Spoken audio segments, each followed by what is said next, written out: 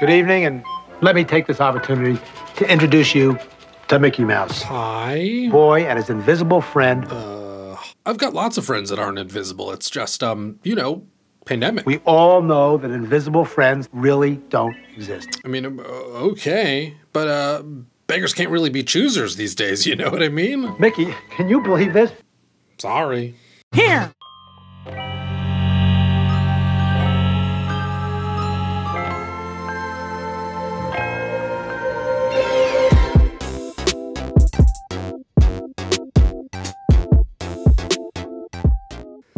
Everybody loves E.T., right? I mean, Spielberg, the 1980s, boyhood friendship between broken-homed human male with phoning home creepy cute potato alien. And now we look back at it like, oh yeah, E.T., total classic, one of the greats. But it is crazy to think about just how huge this movie was when it came out in 1982. I mean, we got the E.T. toys, we got the breakfast cereal, we got the video game, we got the theme park ride, and of course, we then got all of the other movie studios that are now trying to get their beaks wet with their own just truly shameless knockoffs. In comes the House of Mouse, who decides that, of course, they need to get on that extraterrestrial gravy train, and for some reason feels like the best path forward is the direct-to-TV route, with the budget and runtime of a 60-minute made-for-Disney Channel TV movie. Sure. So what we end up with is Fuzz Bucket, Disney's budget attempt at an E.T. movie. If you just leave one word off here. 2 words, actually. Things do start off promising. We get a nice comfy introduction to our slice of 1980s suburban paradise and a musical theme that sounds like something I've heard somewhere else before.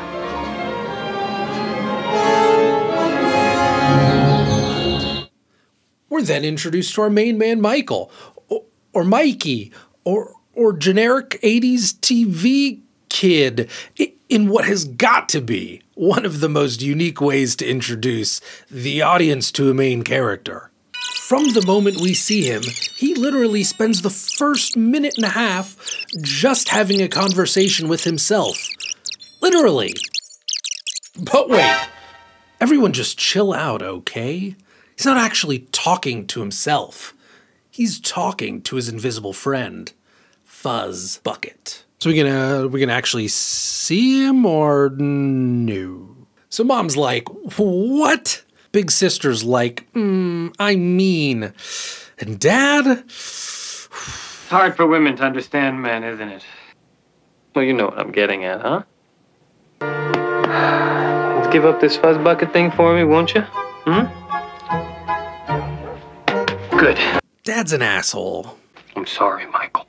It's 80s movie bingo night. Let's see. We've got a head in the clouds kid, a mean sister, parents that just don't understand. Don't worry, Fuzz Bucket. We can do it as soon as I get back from school. Don't have that one. So, just like any school year, it's all about that fresh start, that possibility of new friendships, maybe even a little romance. Stop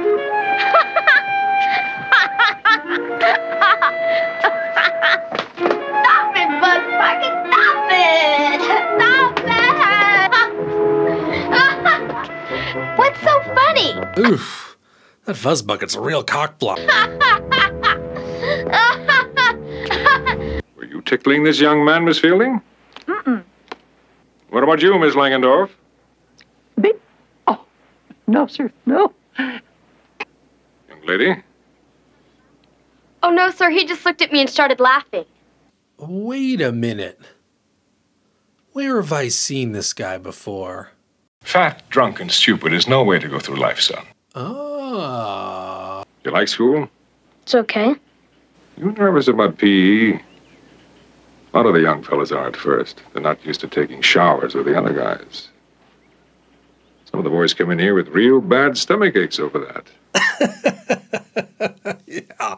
So these kinds of conversations, they don't really happen, right? This is some 40-year-old writer. Like, I wonder what kinds of conversations kids are having these days. Perfect. Now, who's this fuzz bucket?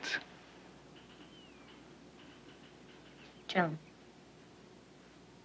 What are you doing? I'm not crazy. Tell him. Tell him. Stop it. Tell him. Stop it right this minute. Tell him. Take it easy, son. So here we are, about the halfway point. Fuzzbucket, where is he? Is he going to show up at any point here, or is this going to be something where Mikey realizes that Fuzzbucket was inside of him the whole time? No, that would be a step up. A filthy step up, but a step up. Instead, we get an origin story that involves drinking blended garbage. For real.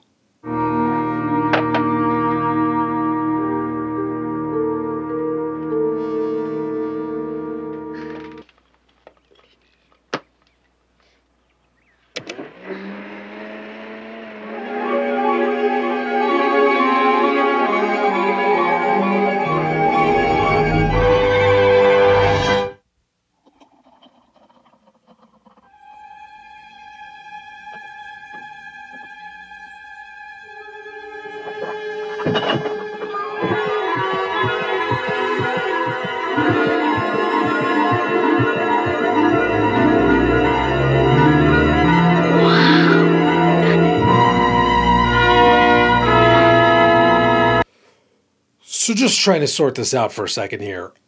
So Fuzzbucket's been real this whole time, invisible this whole time, and has just been waiting for someone to come along and throw a bunch of garbage into a blender?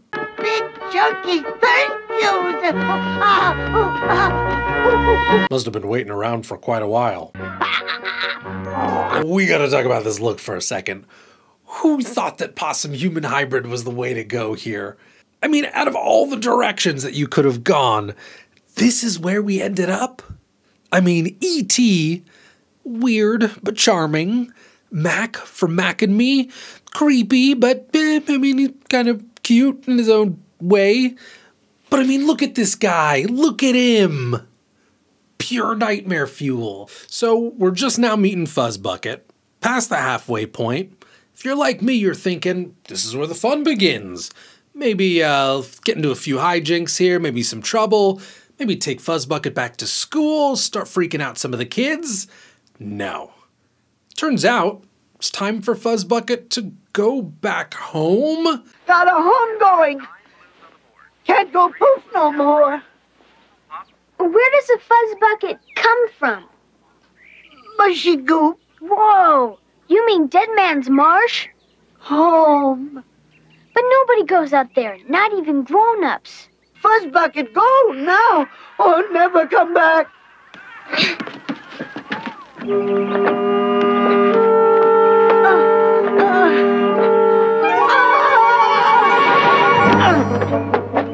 What? So, when your strange, formerly invisible rat creature buddy says that they're going back home to the local swamp, where is it exactly you would start looking? Would it be down some random, dark, dangerous alleyway in the middle of town? Fuzzbucket? Who's making all that racket? Sure. Why not?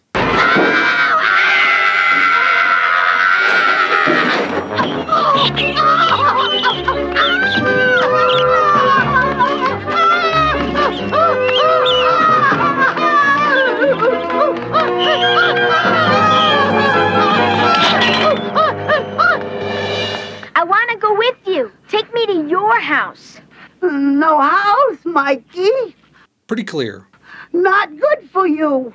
Fuzzbucket love you, but got to go. 12 o'clock's coming soon. Can't go poof. Never come back.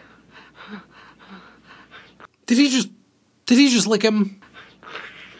He licked him.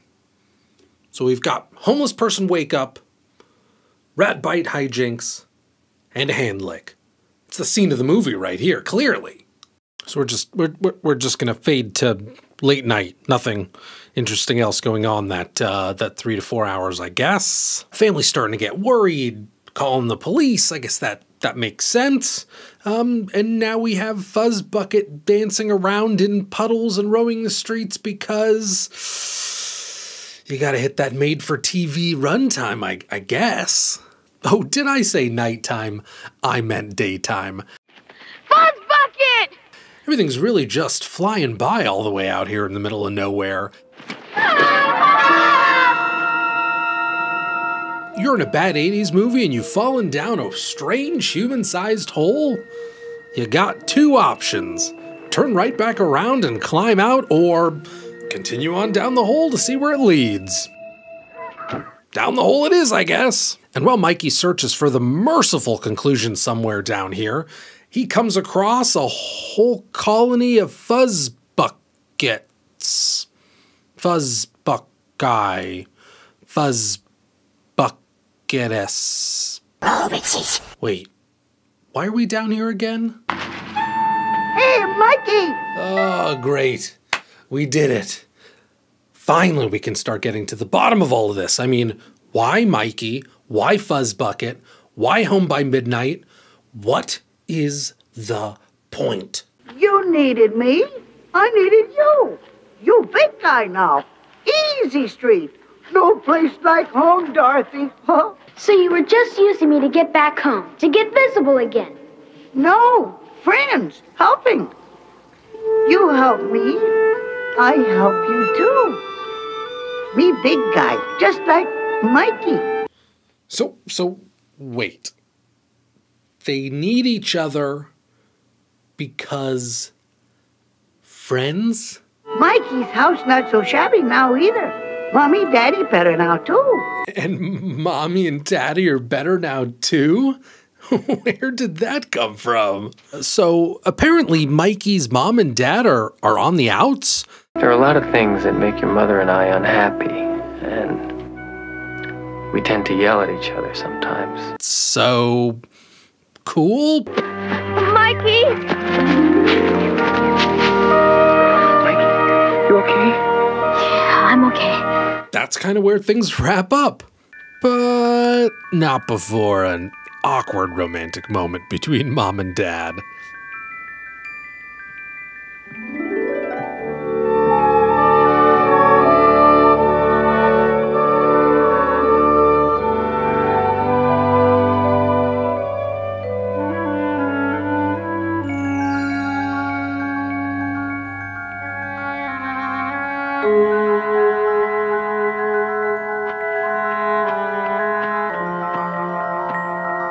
Creeper. So, Fuzzbucket, the Disney TV movie knockoff. It's a total mess. The movie's only 45 minutes long, but somehow it still manages to go on and on and on with no real focus, no real development of any kind, not really any stakes. So you don't really care about the story or any of the characters.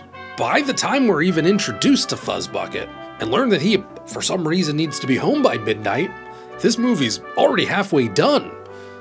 And rather than focus on that kind of stuff that we might actually care about, why does he need to be home by midnight? This movie focuses on all sorts of other things like random talks with the principal, other kinds of family drama.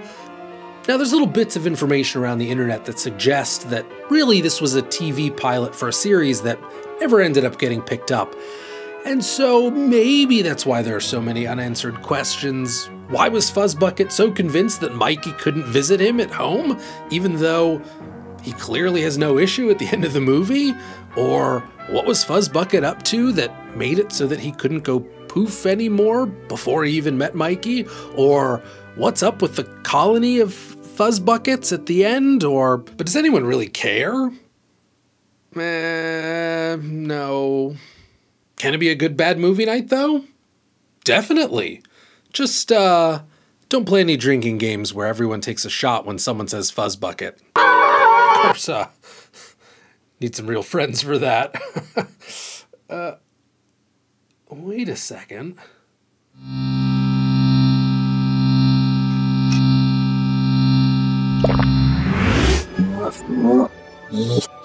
Turkish ET? Ah, not you again. Get out of here, man.